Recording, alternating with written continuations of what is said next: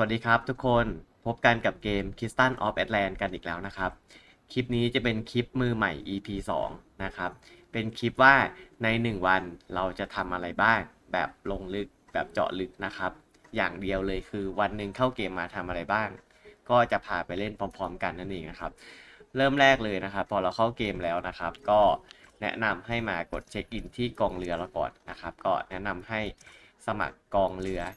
เข้าให้เรียบร้อยนะครับเพราะว่ามีทรัพยากรให้เยอะมากๆนะครับผมแล้วก็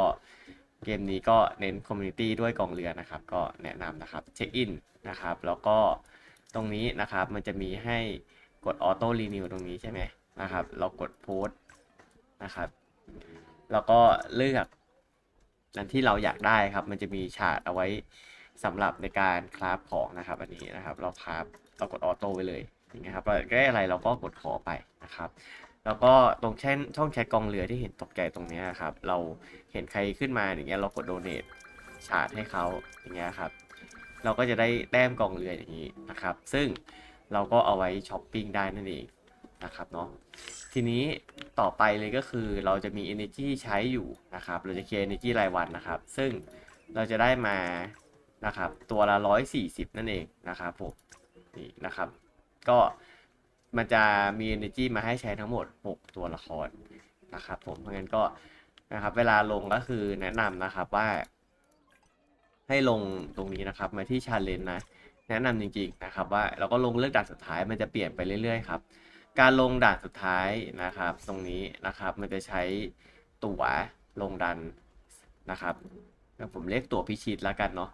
นะครับเพราะว่าอันนี้คือดันพิชิตนะครับผมก็นะครับลงไปเนี่ยนะครับลงไป2รอบนะครับที่เป็น2รอบเพราะว่าปกติแล้วทั่วไปเนี่ยเราจะลงรอบนึงเนี่ยเราจะใช้แค่5 energy เท่านั้นเองนะครับเนาะแต่ว่าถ้าเกิดเรากดใบคูณนะครับ เราจะใช้50เลยก็คือเป็นเหมือนกับเป็นตัวช่วยประหยัดเวลาในการเล่นนะครับเพราะงั้นพื้นฐานเลยก่อนที่เราจะเริ่มรายวันเลยก็คือผมแนะนำว่านะครับให้มีสิ่งที่เรียกว่าขวดทองตรงนี้นะครับนี่อันนี้นะครับไอเทมชิ้นนี้นะครับเป็นขวดทอง VIP ครับกดทีนึงอยู่ได้7วันนะครับมันก็จะเป็นเข้าเวลาแบบนี้นะเทคนิคก็คือนะครับมันอยู่ได้7วันใช่ไหมครับ สมมติว่าเราเริ่มวันจันทร์เนี่ยมันก็อยู่ถึงวันอาทิตย์ใช่ไหมอ่าทีเนี้ยนะครับมันก็จะมีวิธีก็คือมันนับเป็นรายชั่วโมงไม่ได้นับเป็นรายวันนะครับเช่นผมกดตอนเนี้ยตอน7 โมงนะครับตอนนี้เวลา7 โมงนะครับวันสุดท้ายวันสุดท้ายที่ขวดยามันจะหมดในชั่วโมงสุดท้ายนะครับเราก็มาลงก่อน7 โมงสัก6 โมง 55อะไรอย่างเงี้ยนะครับมันจะเป็นฟิลเหมือนแถมไปอีกวันหนึ่งนะครับมันจะประหยัดเพราะว่าของพวกนี้ก็ถือว่าเราประหยัดเวลาก็จริงแต่ว่าเราก็ต้องใช้ตังค์ในการซื้อมาด้วยเช่นกันนะครับอ่านะครับขวดละ1Mนะครับผมเพราะงั้นก็ใช้7วันก็ตกประมาณ1,600,000ทองนะครับเอ้ย160,000ทองโทษทีครับ1,600,000เป็น160,000ทองต่อวันนะครับแล้วเราอยากรู้ไหมครับว่าวันหนึ่งเราจะได้ตังค์เท่าไหร่ต่อ1ตัวละครใช่ไหมเดี๋ยวผมฝากตังค์หมดตอนนี้มี0แล้วนะครับเราก็อยากจะรู้ว่าเราได้ตังค์เท่าไหร่ใช่ไหมครับตอนนี้ผมกดทองไปแล้วนะครับแล้วก็ที่ให้แนะนำลงดันพิชิตเพราะว่าดันพิชิตเนี่ยเราสามารถที่จะแลกตั๋วกองเรือตรงนี้ได้นะครับอันเนี้ยได้33 ชุดก็คือได้350อันเลยนะครับลง 50 energy ก็ใช้50อันนะครับเพราะงั้นเราก็ใช้ได้ทั้งหมด350 energy นะครับตรงนี้อันนี้2 รอบนะครับก็ก่อนลงนะครับก่อนลงแนะนำอีกอันหนึ่งก่อนลงก็คือในช่องโลกเนี่ยบางทีนะครับมันจะมีคนแจกบัฟทองนะครับถ้าไม่มีเนี่ยเราเข้ามาในร้านบาร์ตรงนี้นะครับมันจะได้ทองคูณ5%ครับในแต่ละวันนะในการเซตอัพกดทีนึงก็คือได้ทั้งไอดีเลยนะครับอยู่ได้ครึ่งชั่วโมงนะครับมานั่งตรงนี้เราก็ดูนะครับเนี่ยมันจะมีบัฟที่ชื่อว่า AB normal sense อยู่นะครับตรงนี้นะครับเวอร์ชันภาษาไทยก็จำไม่ได้ว่าชื่ออะไรเนาะแต่บัฟเป็นบัฟคูณทองกับแปลง่ายๆนะครับก็ถ้าตัวนี้ไม่มีเราก็สับไปที่ตัวรองเราก็ได้นะครับเพราะว่าแต่ละตัวบัฟไม่เหมือนกันนะครับอันเนี้ยผม กินแล้วแต่โอเคแบบหนึ่งนะไม่มีตังค์ครับเมื่อกี้ฝากไปพอกินเสร็จแล้วปุ๊บจะได้บัฟทองมา5%นะครับทำให้เราได้ทองเพิ่มขึ้นนะครับเรามาดูว่าในวันหนึ่งเราได้ตังค์เท่าไหร่เนี่ยเดี๋ยวผมเซตเป็น0แล้วครับ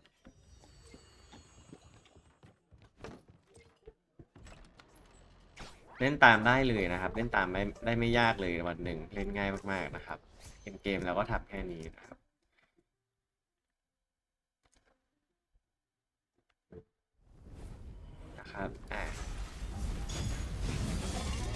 ปึ๊บ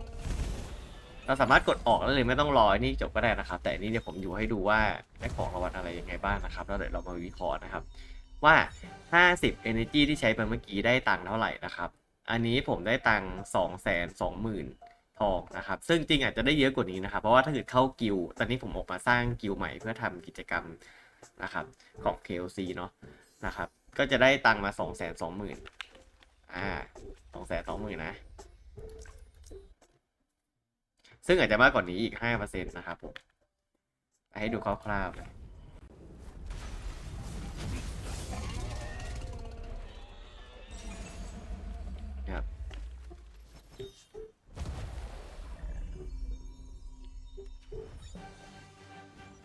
ครับ220,000นะครับเราก็จะได้สิ่งที่เรียกว่าไอตัวของอันนี้เอาไว้โอนย้ายตีบวกได้นะครับหลักๆก็คือพวกนี้ย่อยเป็นอะไรตีบวกได้นะครับอันเนี้ย10 อันนะให้ดูมูลค่าเมื่อกี้นะครับอันเมื่อกี้เนี่ย10 อันจะ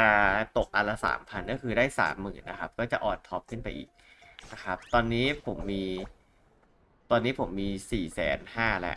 ตังค์ที่จะได้มาเนี่ยนะครับที่เราเห็นเนี่ยมันจะแบ่งเป็นตังค์ไม่ล็อกและตังค์ล็อกนะครับในอัตราส่วนแบบนี้เลยนะครับส่วนใหญ่เราก็คือประมาณใน3 เท่าใน3 ส่วนเนี่ยสองส่วนเนี่ยมันจะเป็นตังค์ไม่ล็อกซึ่งเราสามารถเอาไปลงขายได้นะครับแบบนี้ครับส่วนตัวผมก็มีลงขายบ้างเพื่อหาไอ้นี่ครับหาโอปอมาซื้อของนะครับผมอ่ะนะครับเมื่อกี้นะครับได้มาด้วยตัวนี้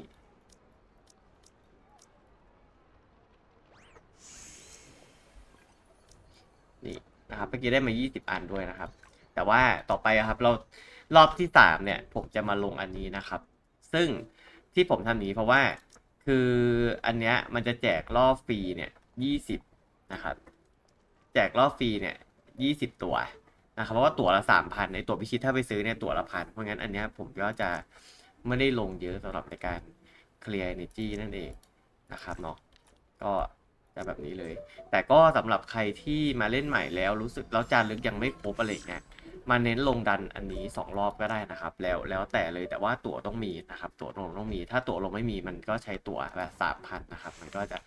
แพงกว่าเดี๋ยวอันนี้มาดูว่า40 energy ดันนี้ได้ตังค์เท่าไหร่นะครับน้อยกว่าใช้ตั๋วน้อยกว่าเมื่อกี้นะครับเห็นไหมครับถ้าในแง่ของตังค์เนี่ยผมว่าได้พอๆกันก็เกือบ200,000แต่ค่าตั๋วแพงกว่านะครับค่าตั๋วเข้าแพงกว่านะครับ40G ก็40 ใบ40 ใบ3อันละ3,000เท่ากับเท่าไหร่ครับ100,000 กว่าแล้วหักไปแล้วปุ๊บถ้าเราซื้อมาลงเนี่ยเราแทบไม่ได้เลยนะครับ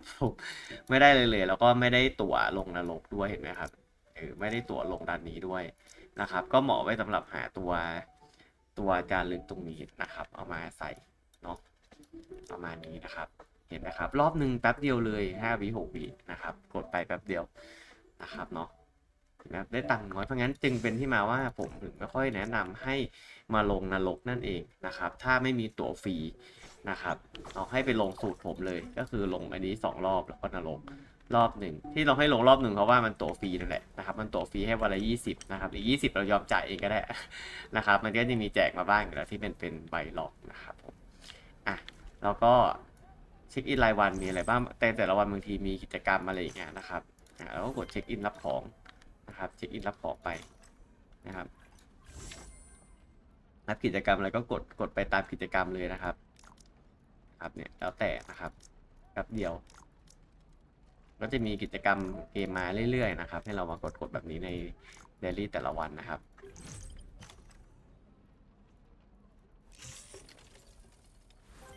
นะนะครับแล้วก็มีตรงนี้นะครับมันขึ้นไหนตกใจมันขึ้นแนะนำหมดนะครับก็ซูมไปนะครับอันนี้คือรายวันครับเท่านี้เลยนะครับ7 วันเช็คอินก็เช็คอินไปนะครับตอนนี้เกมมีแจกตัวของใบเปลี่ยนอาชีพนะครับที่เป็นตัวเศษนะครับผมเพราะงั้นก็ถ้านะครับถ้าอยากเปลี่ยนอาชีพทุก2 เดือนเนี่ยนะครับล็อกเล็กเช็คอิน7 วันเนี่ยมันจะได้7 วันทีนะครับรวมเช็คอินอย่างเงี้ย7 วันต่อครั้งเนี่ยทั้งหมด8 ครั้งเนี่ยก็คือ2 เดือนเนี่ยนะครับเราจะได้เปลี่ยนอาชีพฟรีครั้งหนึ่งนะครับนี่แล้วก็วันเสาร์ที่จะพิเศษอย่างหนึ่งคือเราสามารถมาอธิษฐานขอตังค์ได้นะครับซึ่งตรงนี้เนี่ยก็วันนี้เป็นวันเสาร์พอดีนะครับก็จะได้เห็นว่าวันเสาร์มีทำอะไรบ้างนะครับอันนี้ก็คือนี่คือส่วนเพิ่มเติมแล้วนะครับแล้วก็อธิษฐานนะครับก็แนะนำหินอธิษฐานถึงกระชาฟ้าแล้วก็น้ำยาตีบวกนะครับหรือตั๋วลงก็ได้นะครับตั๋วลงก็โอเคเหมือนกันนะครับอันนี้ผมก็ชอบตั๋วลงเหมือนกันนะครับแล้วก็อันนี้น้ำยาตีบวกผมมีอะไรนะครับตั๋วลงนี่โอเคนะได้600 ใบนี่600,000เลยนะครับเยอะมากนะครับประมาณนี้นะครับแล้วก็ลงชาเลนจ์ครับวันหนึ่งนะครับครับมาอันนี้ลงชาเลนจ์วันละครั้งครับสำหรับ1 ตัวละครลงได้3 ตัวละคร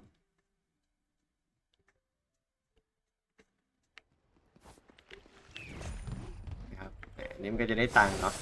ครับลงมาให้เห็นก่อนครับลงชาเลนจ์1ครับหน้าตาอย่างเงี้ยครับก็ใช้เวลา1 นาที40 40 วินะครับก็จะได้ตังค์นะครับตรงนี้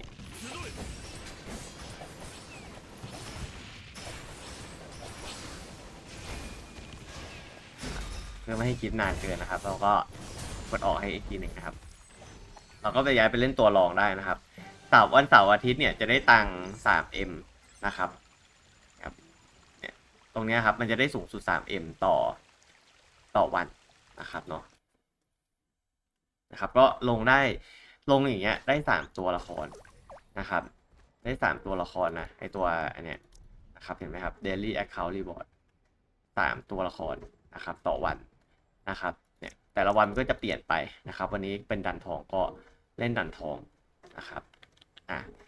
พอเสร็จตัวนี้เสร็จปุ๊บนะครับอันนี้รายวันมันก็จะมีกฎอันนี้นะครับกดตามมาได้เลยครับตอนนี้มีกิจกรรมบิงโกก็กดบิงโกได้นะครับแล้วก็แบทเทิลพาสนี่อย่าลืมมากดครับใน1 วันทำอย่างนี้นะครับอันนี้ไปช้าๆให้เห็นภาพง่ายๆนะครับรับของในช่องจดหมายตรงเนี้ยเรียบร้อยแล้วอันนี้คือสำหรับ1 วัน1 ตัวละครนะครับอันนี้ทำอย่างเงี้ย6 ตัวนะครับมันก็จะไวๆนะครับแล้วก็เปลี่ยนไปเนี่ยผมก็จะมีตัวถัดไปแบบนี้นะครับเนี่ยก็กดไปเลยนะครับแนะนำว่านะครับเราเคลียร์จี้เนี่ยนะครับสมมติผมเข้าไปนะครับตัวนี้ก็ใช้ขวดทองเหมือนกันนะครับทีนี้ผมจะแนะนำเทคนิคอย่างนี้นะครับลืมบอกว่าเมื่อกี้มีเปิดร้านค้าลับด้วยนะครับเราสามารถกดเปิดร้านค้าลับได้นะครับนี่นะครับแต่ว่าแนะนำว่าอันนี้คือสำหรับคนสายฟรีเนี่ยจะแนะนำให้เล่นแบบเปิดร้านค้าลับแต่ถ้าเกิดว่าเราเติมได้นะครับเราเปิดอันนี้เรามาหลักๆคือเรามาหาไอหินกาชาตรงนี้นะครับผมเพราะฉะนั้นแล้วแบบมาหาซื้อตรงนี้ในราคาส่วนลดหรือของฟรีอย่างนี้เลยนะครับผมแค่ซื้อจำนวนที่กำหนดจากตรงนี้นะครับก็นะครับถ้าสายฟรีหมุนเงินในเกมขายทองอะไรอย่างนี้ก็ร้านค้าลับเป็นสิ่งที่แนะนำให้ต้องมีนะครับใช้ประมาณ50 energy จะเปิดร้านค้าลับได้นะครับแล้วก็นะครับกดแชร์ไปเนี่ยเราก็ให้เพื่อนในกองเรือเราอะนะครับมากดส่วนลดให้3 ครั้งนะครับก็ใช้ตัวละครเราก็ได้นะครับแล้วก็สลับไปนะครับสลับไปที่ตัวรองของเราตัวอื่นที่อยู่ในกิลด์เดียวกันมากดให้ก็ได้ไม่ต้องรอเพื่อนนะครับอันนี้คือตัวรองนะก็เทคนิคนะครับผมเทคนิคก็คือถ้าเกิดสมมติเราลง145 ตัวก็จะหมดไป700 energy ใช่ไหมครับเราจะเหลืออีกปักหลักก็คือตัวรองเนี่ยเรามาเล่นที่ผมแนะนำให้มากดตัวรองเพราะว่ามันจะประหยัดค่าขวดโดยถ้าเกิดเราเล่นแค่ตัวหลักอย่างเดียวเนี่ยนะครับแล้วเราต้องการเคลียร์ energy ตรงเนี้ยหมดเลยเนี่ย840นะครับ 1เลยคือคุณต้องใช้น้ำตะเกียบคุณต้องใช้ขวดทองอันเนี้ย8 ขวดจากแทนที่จะใช้แค่5 ขวดนะครับซึ่งผมจะบอกว่าทำไมใช้5 ขวดเนาะจะไม่ทิ้งเพราะว่าอันเนี้ยมันต้องรวมเป็นขวดลุงครับขวดลุงที่ขายอยู่ตรงนี้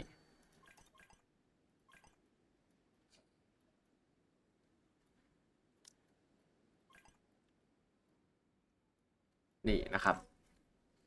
เนี่ย170ประมาณ150 บาทนะครับเนี่ยขวดลุงอันเนี้ยนะครับก็คือมันจะเคลียร์ energy สีส้มได้นะครับซึ่งอันนี้ไม่แนะนำนะครับใช้เวลาเท่ากันนะครับเคลียร์ตัวแรกเสร็จ